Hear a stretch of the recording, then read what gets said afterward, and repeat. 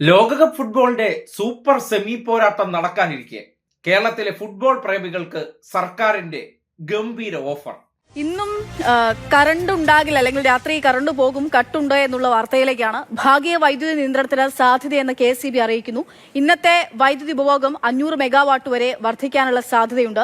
Power exchange വഴി ആവശ്യമായ വൈദ്യുതി ലഭിച്ചില്ലെങ്കിൽ നിയന്ത്രണം ഉണ്ടാകുമെന്നുള്ള വിവരം വരികയാണ്. ഇന്നലെ രാത്രിയിലും പവർ കട്ട് ഉണ്ടാകുമെന്ന് മന്ത്രി പ്രഖ്യാപിച്ചതിന് പിന്നാലെ തന്നെ, KSEB പ്രഖ്യാപനം നടത്തിയതിന് പിന്നാലെ തന്നെ കറണ്ട് പോയിരുന്നു പറഞ്ഞാൽ ഏകദേശം 1 മണിക്കൂറിലധികമൊക്കെ പല ഇടങ്ങളിലായിട്ട് കറണ്ട് ലഭിക്കാതെ ഇരുട്ടിലായി പോയിട്ടുള്ള അവസ്ഥ ഉണ്ടായിരുന്നു. അപ്പോൾ ഇന്നും ആ ഇരുട്ട് തന്നെ പ്രതീക്ഷിക്കണം എന്നുള്ളതാണ് മനസ്സിലാകുന്നത്. പവർ കട്ട് എന്നുള്ള വിവരം ഇപ്പോൾ നമുക്ക് മുൻപിലേക്ക് വരുന്നു. KSEBയുടെ ഭാഗത്ത് നിന്നാണ് ഈ ഒരു അറിയിപ്പ് ലഭിക്കുന്നത്. മാത്രമല്ല 12:30 കളി നടക്കാൻ പോവുകയാണ്, സെമി ഫൈനൽ നടക്കാൻ പോവുകയാണ്. അപ്പോൾ അത്രമാത്രം ആളുകൾ ആ സമയത്ത് വൈദ്യുതി ഉപയോഗിക്കുകയും ചെയ്യും. അതായത് കുറച്ചുകൂടി അധികം ഉപഭോഗം ഉണ്ടാകാനുള്ള സാധ്യത ഒക്കെ കണ്ടുകൊണ്ടായിരിക്കണം ഒരുപക്ഷെ ഇങ്ങനെയുള്ള ഒരു തീരുമാനം KSEBയുടെ ഭാഗത്ത് നിന്നും ഉണ്ടാകുന്നു എന്നുള്ളതാണ്. എന്തായാലും വലിയ കഷ്ടം തന്നെയാണ് ഈ കറണ്ട് പോകുന്നു എന്ന് പറയുന്നത്. കേട്ടല്ലോ, 12:30 സ്പെയിനും ഫ്രാൻസും തമ്മിലുള്ള പോരാട്ടം കാണാൻ ആവേശഭരിതരായിരിക്കുന്ന ജനങ്ങളോട് വെളുക്കുന്നത് വരെ ഇന്ന് മാറി മാറി പവർ കട്ട് ഉണ്ടാകും.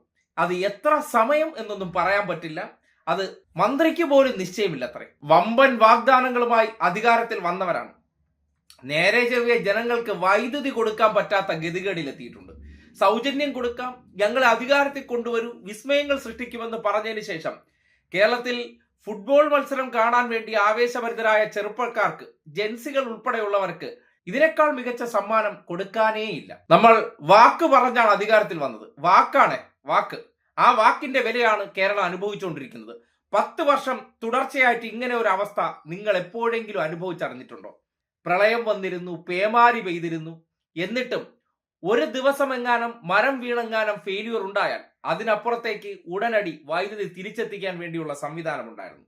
എല്ലാം ഇനി ചരിത്രം മാത്രം. വരുന്ന 5 വർഷം കേരളത്തിൽ എന്ത് സംഭവിക്കാൻ പോകുന്നു എന്നുള്ളതാണ്.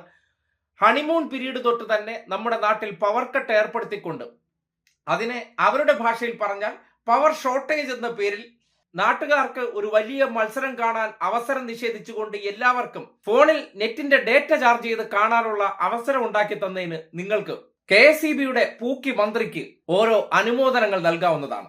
മോഹന വാഗ്ദാനങ്ങളിൽ വീണുപോയാൽ മനുഷ്യൻ എന്ത് സംഭവിക്കുമെന്നതിന്റെ നേർ സാക്ഷ്യമായി കേരളത്തിന്റെ ജനതയുടെ ഇന്നത്തെ അവസ്ഥ എടുത്തൊന്ന് പരിശോധിച്ചാൽ മതി. ഇത്രയും വലിയ വിസ്മയം കേരളത്തിന് കൊടുക്കാനില്ല. അതുകൊണ്ട് ഫുട്ബോൾ പ്രേമികളെ സംബന്ധിക്കുന്നിടത്തോളം ഫോൺ ചാർജ് ചെയ്ത് വെച്ചോളൂ, ഒപ്പം തന്നെ നെറ്റും ചാർജ് ചെയ്തോളൂ. ഇല്ലെങ്കിൽ സെമി ഫൈനൽ കാണൽ വെള്ളത്തിലാകും.